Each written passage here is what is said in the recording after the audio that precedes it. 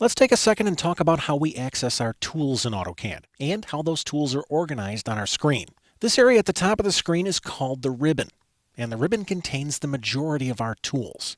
Now the ribbon is divided up into these tabs, and we can jump from one tab to the other by clicking on the tab name.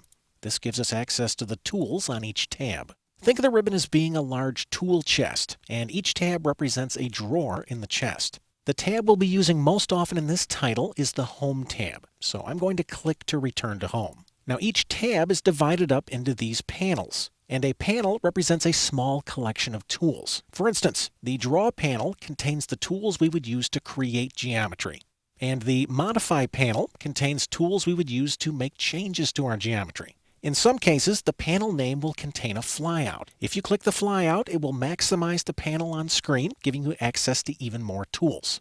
If you move your cursor off the panel, it will collapse back to its normal state. If you'd like the panel to stay in the expanded state, you can click this push pin. So long as the push pin is in, that panel will remain maximized on screen. I'm going to click to remove the push pin, and I'll let the panel collapse. Let's jump to the Annotate tab. Notice that some of these panels contain a small downward-facing arrow.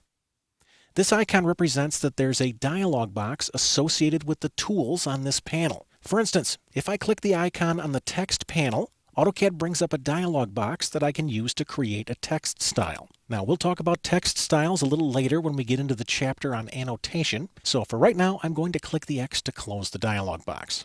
Once again, I'm going to return to the Home tab. Let's look at some of the other places in the interface where we can find tools.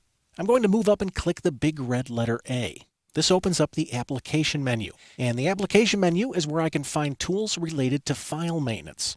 For instance, I can use this menu to create a new drawing or open a drawing. I can use this menu to save my drawings, print them, send them to others, and I can access drawing utilities. All of the tools in this menu are associated with the drawing file itself. Just for a second, take a look at the icons that are associated with these commands. Notice that several of these same icons are at the top of our screen.